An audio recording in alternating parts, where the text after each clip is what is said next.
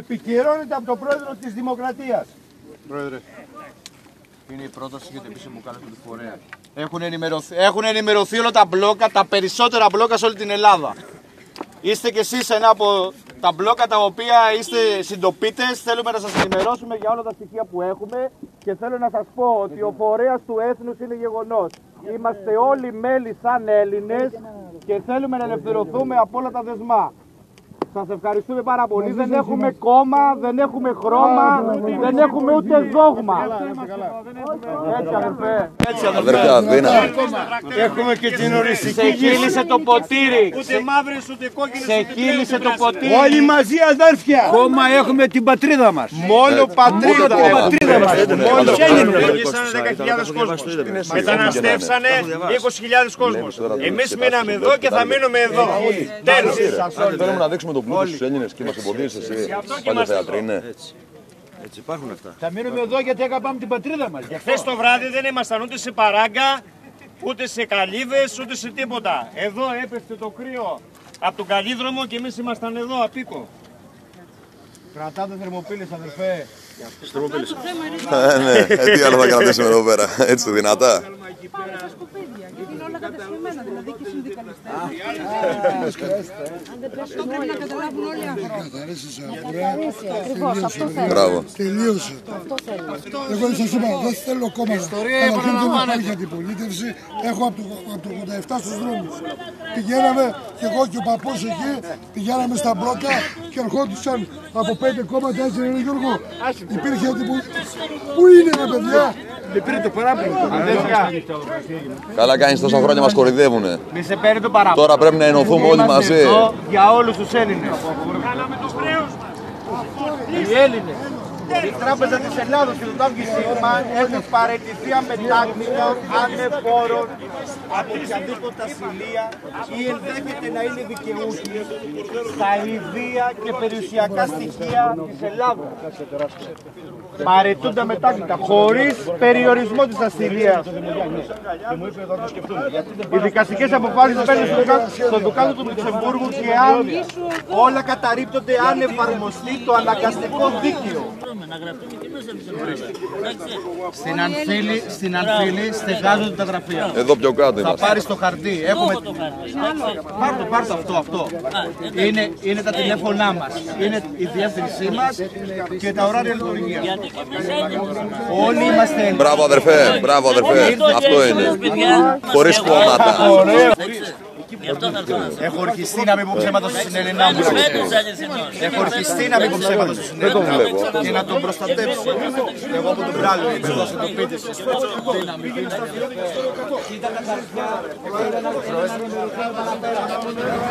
Είμαστε ο πολιτικός φορέας Ελλήνων Συνέλευσης στο Δήμο Λαμιαίων. Ήρθαμε εδώ με τα αδέρφια μας τους Έλληνες αγρότες να τους ενημερώσουμε και να συμπαρασταθούμε σε αυτόν τον τεράστιο αγώνα τον οποίο κάνουν, οι οποίοι συμμετέχουμε και εμείς και μάλιστα επαυξάνουμε τον μπλόκο των αγροτών. Ως πολιτικός φορέας ήρθαμε επίσης να αναδείξουμε για πρώτη φορά να πληροφορηθούν όλοι οι Έλληνες ότι έχουμε δικά μας χρήματα του έθνους και ανήκουν στον ελληνικό λαό και αυτή τη στιγμή πληροφορούνται όλοι οι αγρότες, όλοι οι συντονιστικοί και πάμε πλέον να πάρουμε την κατάσταση στα χέρια εμείς οι Έλληνες για ακόμη μία φορά. Και δεν θα φύγουμε από τα μπλόκα εάν δεν πάρουμε την απάντηση έστω και από ένα εισαγγελέα να έρθει παρουσία μας εδώ στο μπλόκο και να μας απαντήσει γιατί οι κρατούντες δεν παίρνουν από τα δικά μας κληρονομικά κεφάλαια, από τον πλούτο του έθνους μας. Αυτό και τίποτα άλλο. Έλληνες όλοι ενωμένοι να πάρουμε την Ελλάδα πίσω, την πατρίδα μας.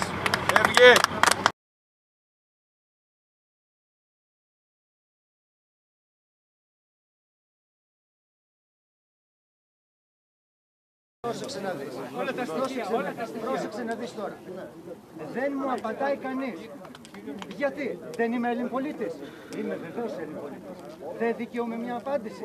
Βεβαίως και δικαιούμαι μια απάντηση. Εδώ γεννήθηκα. Ο παππούς μου, ο προπάπους μου, όλοι ήταν από εδώ. Εδώ γεννήθηκα κι εγώ. Θέλω απάντηση από τους θεσμούς. Αυτοί με εκπροσωπούν. Υποτίθεται ότι με εκπροσωπούν. Δεν μιλάμε για κάτι απλό. Πρόσεξε να δεις τώρα.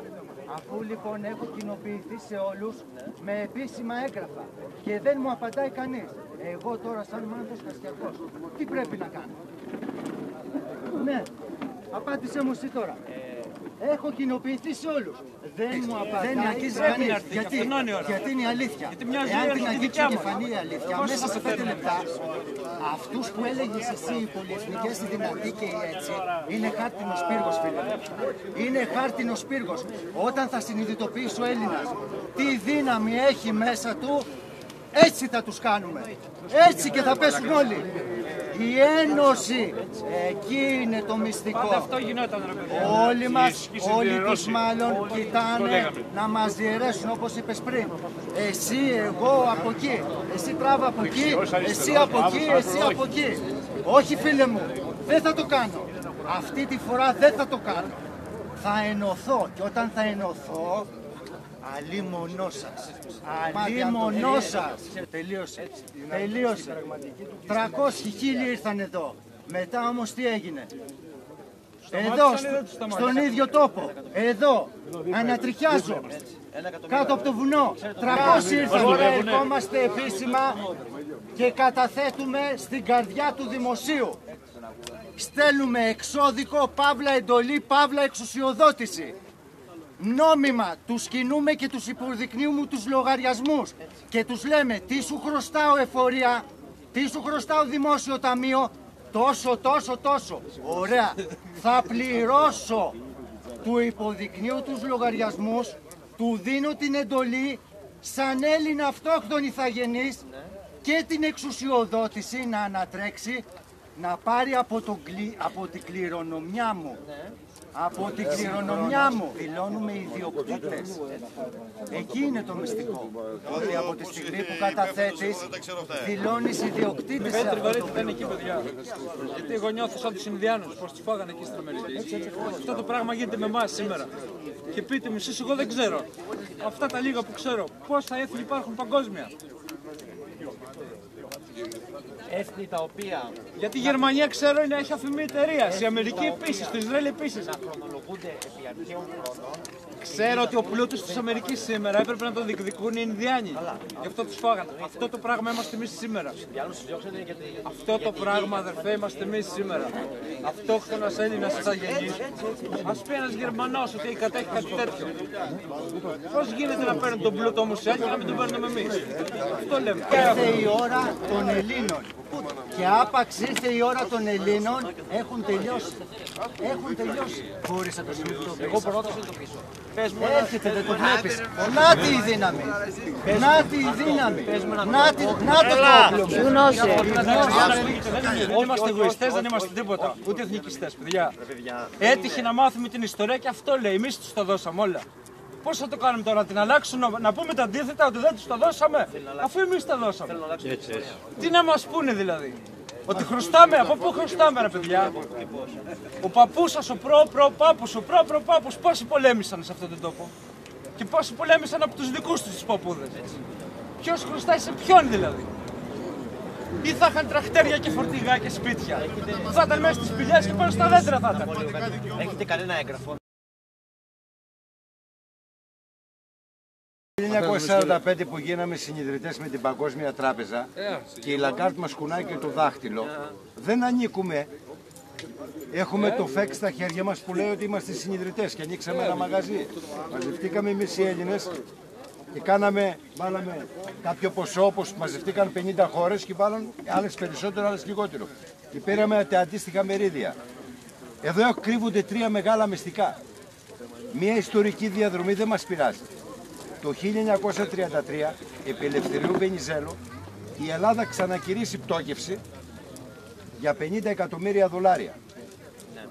Προσέξτε να δείτε πώς έχουμε την αλήθεια μπροστά στα μάτια μας και δεν την είχαμε σκεφτεί ποτέ. Για να πτωχεύσει μια χώρα για $50 εκατομμύρια την εποχή εκείνη που θέλουν να μεταφερθούμε νοερά, πάει να πει ότι ήταν τεράστιο το ποσό. Και ερχόται το 1942. Όλοι μιλάμε για ένα κατοχικό δάνειο. Όλοι το έχουμε ακούσει. Δεν λέμε πόσο έχει γίνει μέχρι τώρα. Αλλά πόσο ήταν, ρε παιδιά. Ξέρουμε πόσο πήρε ο Χίτλερ. Ο Χίτλερ. Πόσα λεφτά μας πήρε από εδώ? 3,2 δισεκατομμύρια δολάρια. Και εδώ έρχεται, Αποστόλη ακούν. Και εδώ έρχεται ένα ερώτημα. Πώς είναι δυνατόν το 33 να πτωχεύει η Ελλάδα για 50 εκατομμύρια δολάρια? Έρχεται το 42, πότε δημιουργήθηκε αυτός ο πλούτος, ρε παιδιά? Είναι ένα ερώτημα σοβαρό. Και τροφοδοτεί τον πόλεμο που μας έσφαξαν. Ο ίδιος ο Χίτλερ. Άρα, έχουμε όμως και επίσημα έγγραφα, το ΦΕΚ αυτό που είμαστε συνειδητές, που λέει ότι βάζουμε 65 εκατομμύρια δολάρια το 1944 μεσούζης του πολέμου, του Δευτέρου. Ξεκινάει της Εθνικής Τράπεζας ο Βαρβαρέσος, παίρνει 65 εκατομμύρια δολάρια και βάζει 40 στο Διεθνές Νομισματικό Ταμείο. Παιδιά, δεν τα λέμε εμείς, τα λένε το έχουμε το ΦΕΚ. Και 25 εκατομμύρια στην Παγκόσμια Τράπεζα. Και εκεί κάναν μια συμφωνία. Βάσει αυτής της συμφωνίας έχουμε στα χέρια εμείς οι Έλληνες πλέον ένα παγκόσμιο ισολογισμό από όλα τα κράτη του κόσμου. Και αυτό ο ισολογισμός, εδώ μέσα θα μιλήσουμε για το κομμάτι της Ελλάδος, που μπορεί να φαίνονται απίστευτα τα ποσά. Έχουμε και είναι μόνο τα παράγωγα λογαριασμούς της Αγροτικής Τράπεζας, της Αλφα Μπανκ, όλων των συστημικών τραπεζών. Και ποιοι επικαιρώνουν τον συλλογισμό αυτόν, ρε παιδιά? Οι ύπατοι θεσμοί μας. Έχουμε την υπογραφή του Προέδρου της Δημοκρατίας του 7, του Παπούλια, του Αλογουσκούβη που ήταν Υπουργός Οικονομικών και του πρέσβη του Βασιλάκη του Αδαμάντιο που ήταν ο εκπρόσωπος του Υπουργείου Εξωτερικών επί των οικονομικών θεμάτων στον ΟΗΕ. Και υπεκαιρώνουν αυτόν τον συλλογισμό. Αυτόν έχουμε στα χέρια. Εμείς οι Έλληνες. Αυτά εδώ που λέμε, όχι μόνο οι Έλληνες. εμείς έχουμε από όλο τον πλανήτη υπόψη, για να μην κατηγορηθούμε ούτε ρατσιστές ή οτιδήποτε. Μέσα αυτός ο παγκόσμιος συλλογισμός έχουμε 192 κράτη. Όπως υπογράφω ο πρόεδρος της Δημοκρατίας της δικιάς μας τους λογαριασμούς αυτούς, αυτοί οι τρεις που ανέφερα προηγουμένως, το ίδιο υπογράφουν οι ύπατοι θεσμοί των χωρών αυτών και επικαιρώνουν αυτόν τον συλλογισμό ποιοι? Οι 27 διεθνείς θεσμοί. Ένωση Εισαγγελέων, τα οποία τα έχουμε, μπορεί να τα παριθμίσουμε κιόλας, 27 διεθνείς θεσμοί. Πιο επίσημα έγγραφα δεν υπάρχουν. Αυτό το ανακαλύψαμε τώρα. Και τι κάναμε? Γι' αυτό δημιουργήσαμε, εφόσον είδαμε ότι οι κοπρίτες όλοι αυτοί μας έχουν ένα καλωστημένο σχέδιο και εμάς μας φαίνεται απίστευτο, γιατί εκεί παλεύουμε τώρα και είναι εσωτερικός ο πόλεμος που θα δεχτούμε εμείς οι Έλληνες. Όλοι πιαστήκαμε κορόιδα στα κόμματα. Αυτό το οποίο λέμε δεν είμαστε κόμμα, παιδιά. Είναι δικά μας γραφεία. Στην πραγματική διοίκηση στη δημοκρατία που πολύ καλά είπε ο προηγούμενος εδώ φίλος μου, ότι αυτό είναι δημοκρατία που λέμε και ερχόμαστε και μιλάμε και λέει ο καθένας την άποψή του, τη γνώμη του. Αλλά εδώ ακριβώς, μα αν συμφωνήσουμε δεν υπάρχει λόγος ύπαρξης. Δεν θα υπάρχει. Συμφωνήσαμε, παιδιά, πάμε να φύγουμε. Δεν θα διαφωνήσουμε, αλλά να καθίσουμε να μιλήσουμε πρώτα ως Έλληνες. Και να μάθουμε. Να μάθουμε ακριβώς, να διπλώσουμε, να ξαναβγάλουμε μέσα τις αξίες μας. Αυτό που ήθελα να πω είναι ότι έχουμε μεγάλο θέμα για μένα, εγώ εκεί το ειδοποιήσω, θέμα παιδείας. Μην το πάμε εκεί, ότι πράγματι είναι αυτό εκεί, δεν έχουμε εκπαίδευση. Δεν εννοώ μόνο εκπαίδευση. Είναι σοβαρότατο. Παιδεία δεν έχει σκόπιμο. Αυτό σου λέω, ναι, μα δεν είπα για... Σου λέω ότι αυτό το πράγμα που έχουν... Και να σου πω και κάτι. Όχι σε εμάς. Λέω ότι έχουμε αυτή τη στιγμή. Σίγουρα. Νούμερο ένα χτυπάνε παιδεία και θρησκεία και... Πόσοι από εδώ από εμάς γνωρίζουμε ότι τα παιδιά μας, αυτά που μαθαίνουν στα σχολεία, οι υπεύθυνοι για την ύλη είναι το ΚΙΣ. Πόσοι από εμάς το γνωρίζουμε? Το Κεντρικό Ισραηλινό Συμβούλιο από το 81, αυτό είναι υπεύθυνο για τη διδακτέα ύλη των παιδιών μας. Τα νύψια μου, τα παιδιά σας, όλα μας μαθαίνουν την ύλη από τους Εβραίους. Αυτοί βγάζουν τα βιβλία. Σκόπιμα, το Ελληνόπουλο δεν μαθαίνει. Σκόπιμα, το δόλο πρέπει να δούμε, παιδιά. Πρέπει να δούμε το δόλο. Και όταν σου λέει συνοστισμό, και όχι γενοκτονία. Συγγνώμη που φωνάζω τη φωνή, που ανεβάζω φωνή, συγχωρέστε με. Όταν λέμε ότι δεν θα πούμε στα παιδάκια γενοκτονία. Δεν τώρα το παραμύθι, πώς το προσφέρουν. Φαίνεται στα παιδιά, δεν πρέπει να πούμε γενοκτονίες και ιστορίες, γιατί θα δημιουργηθούν εμείς και τέτοια. Εθνοκάθαρση. Γενοκτονία όμως αναφέρει στο άρθρο, λέει καθαρά, γενοκτονία ίσον αποζημίωση, τέλος, με κεφαλαία γράμματα και υπογραμμισμένα. Εμείς δεν καταλαβαίνουμε τη διαφορά της λέξης. Αυτό θέλω να πω, αδερφέ. Και όσο δεν καταλαβαίνουμε τις διαφορές από αυτές τις λεξούλες που αλλάζουν, μια ζωή θα την πατάμε και μια ζωή θα μας Ήδη εμείς να παίξουμε. δώσαμε το πρώτο χτύπημα, γιατί περί χτυπήματος λέγεται, μέσα στις δημόσιες υπηρεσίες. Δίνουμε μία εντολή, εξουσιοδότηση. Συνάμα, στέλνουμε και ένα εξώδικο με δικαστικό επιμελητή στον Υπουργό Οικονομικό μας, τον κύριο Τσακαλώτο μας, να μας απαντήσει εντός 5 ημερών. Πρώτα τους δίνουμε την εντολή να εισπράξουν. Από πού? Από τους λογαριασμούς αυτούς, τους οποίους δείχνουμε μέσα και επισυνάπτουμε.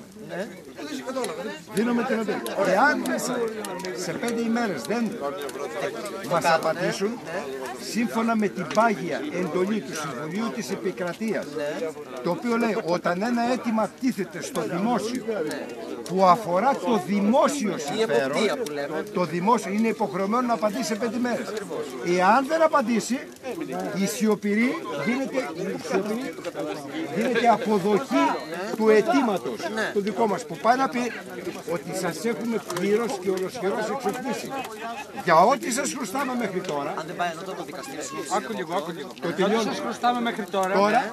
Και αυτά τα οποία μελλοντικά θα δημιουργηθούν ως χρέη. Να πω κάτι. Εδώ πέρα έχουμε και νέους ανθρώπους, έχουμε και άλλους κοινωνικούς φορείς, δεν είμαστε μόνο αγρότες. Εγώ θα παρακαλέσω από αυτή την ώρα στα μέσα κοινωνικής δικτύωσης, Facebook, πώς τα λέτε, καλέστε κόσμο. Καλέστε κόσμο, όχι μόνο εσείς και εμείς. Δεν μας ενδιαφέρει αν θα είναι αγρότες, αν θα είναι άνεργοι. Όλοι μαζί. Ωραίος. Μπράβο, μπράβο. Κάτι έκκληση, όχι να έρθουν για πλάκα, έκκληση ότι μας παίρνει τα πάντα. Αυτή τη στιγμή η Λιβανάτα δεν έχει κλείσει τίποτα και δεν έχει κόσμο.